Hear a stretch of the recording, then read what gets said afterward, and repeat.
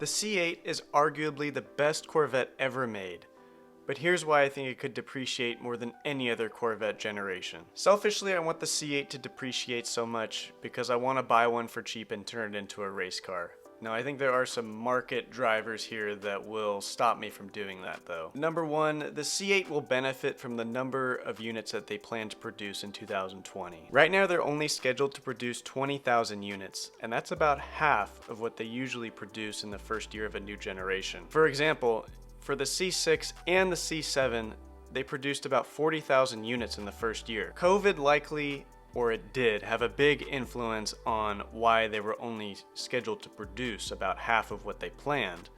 But that could actually play into owners' favors going forward. And demand is really fucking high. Everybody wants one of these things. They are the creme de la creme for the Corvette community and most sports cars nowadays. The reviews are glowing. It's actually one of the most popular cars on YouTube, which is why you might be here right now. And even Chevy's marketing chief said that demand was 5 times higher than the dealer allotments. But since demand is high, supply will likely follow. Chevrolet has an opportunity to meet this demand in the following years. If you look at production numbers for the C6 and C7 in the later model years, you'll see that Chevy was able to scale to about 40,000 units per year when they had to. And if the C8 scales to 40,000 units in 2021 and beyond, this could be one of the highest produced Corvettes ever made. Is it a bad thing for enthusiasts?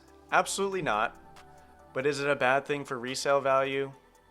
Potentially. When demand begins to stagnate due to newer trim models like the Z06 and the Grand Sport, more competition, as well as eventually a new generation, you could see resale values drop a lot. Now, there are many other factors that tie into depreciation. Some things you can control, like the maintenance and service records and mileage, but there are some things like these market drivers like supply and demand that you just can't control as an owner of one of these cars. The C7 models have been depreciating anywhere from 10 to 20% since they were introduced, and that's every year.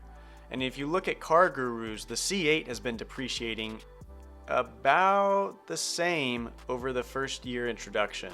Now, I could be wildly wrong, and since it is such a phenomenal car, I think I have a chance of being wrong. But am I crazy for thinking this way? I don't know. Let me know in the comments below. I just want one to depreciate so I can buy one for cheap and turn it into a race car. If anybody wants to sell me one for cheap, please let me know.